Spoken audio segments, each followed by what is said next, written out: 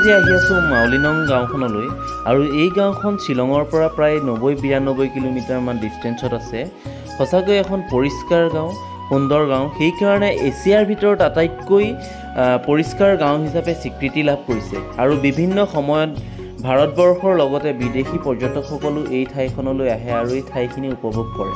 তো আজি সঁচাকৈ নিজেও সুখী অনুভৱ কৰিছোঁ, ইমান এটা সুন্দৰ ঠাইখনলৈ আহিব পাৰিছোঁ আৰু আপোনালোককো দেখাব পাৰিছোঁ। আশা কৰোঁ আপোনালোকে ভিডিঅ'টো শেষলৈকে চাই থাকিব আৰু যদি ভিডিঅ'টো চাই ভাল পায় তেনেহ'লে লাইক, শ্বেয়াৰ, কমেণ্ট কৰাৰ লগতে মোৰ চেনেলটো ছাবস্ক্ৰাইব কৰিবলৈ নাপাহৰিব।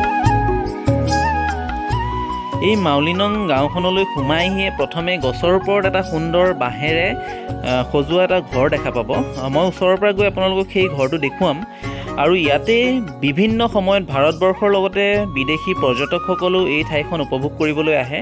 আজি সঁচাকৈ ময়ো সুখী অনুভৱ কৰিছোঁ, ইমান এটা সুন্দৰ ঠাই, চাৰিওফালে সেউজীয়া সেউজীয়া পৰিষ্কাৰ পৰিচ্ছন্নতা কৰি ৰখা এখন গাঁও আজি চাবলৈ আহিছোঁ আৰু আপোনালোককো এই ভিডিঅ'টোৰ জৰিয়তে দেখুৱাবৰ চেষ্টা কৰিছোঁ।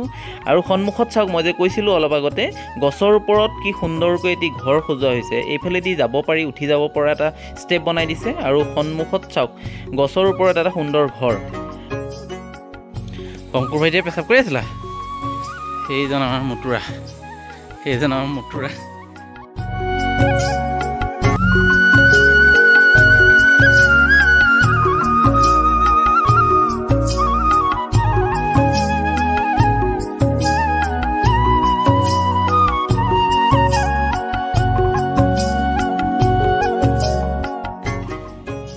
এই মাউলিনং গাঁওখনতেই এটা সুন্দৰ চাৰ্চ ঘৰ আছে আৰু সেই চাৰ্চ ঘৰটো চাবৰ কাৰণেই আৰু আপোনালোকক দেখাবৰ কাৰণেই আহিছোঁ।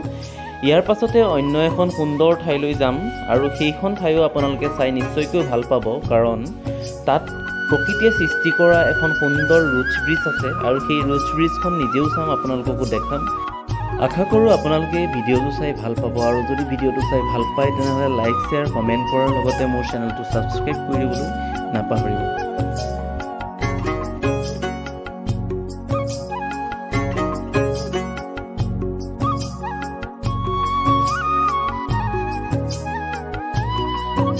ক্লিন ভিলেজ বাই বাই ন, ক্লিন ভিলেজ বাই বাই। এইখন এখন ৰেষ্টুৰেণ্টত খালোঁ, বস্তুবোৰ ভালকৈ ছাৰ্ভিচ দিয়া নাই কিন্তু দামটো পূৰা লৈছে। এইবাৰ ৰাতুলৰ গাড়ীত উঠিলোঁ, অহাৰ পৰা ৰাতুল দা গাড়ীত উঠিবই পৰা নাছিলোঁ, এইবাৰ ভাগ্যত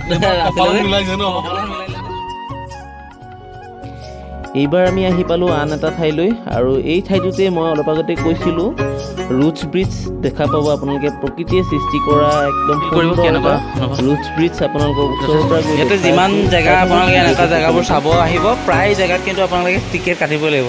টিকেট কাটি কাটি আমি বহুত টকা গৈছে আৰু টিকেটতে, সঁচা কথা ক'ব গ'লে। তো এইবাৰ ৰোজ ব্ৰিজখন চাম। টিকেটটো আৰু গাড়ী পাৰ্কিং, গাড়ী সোমোৱাৰ সময়ত ল'ব 100 টকা, 60 টকা। এতিয়া আমি তাত টিকেট আল্টিমেটলি কাটি আহিলোঁ। আকৌ এতিয়া যিহেতু ৰোজ ব্ৰিজটো চাব যাম, তো ৰোজ ব্ৰিজটোতো আমি টিকেট কাটি সোমাব লাগিব। তো পাৰ মেম্বাৰ ইয়াতে 40 ৰুপিজ। তো ইয়াতে কেইজন সোমাব? পাৰ মেম্বাৰ 40 ৰুপিজ। এইখন চাওক ৰোজ ব্ৰিজ।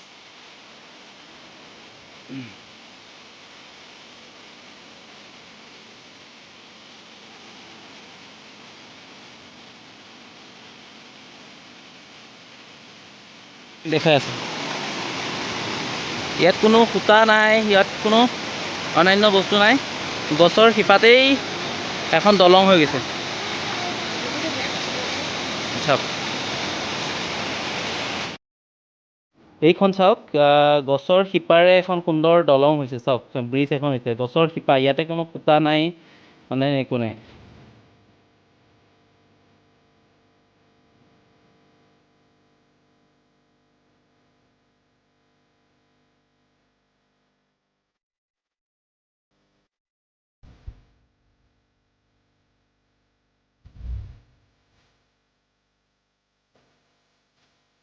ৰোজ ব্ৰিজ চোৱা হৈ গ'ল।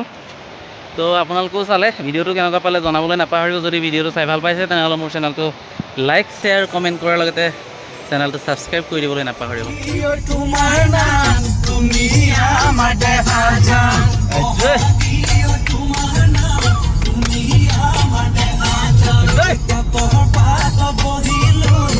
Rock out the glory,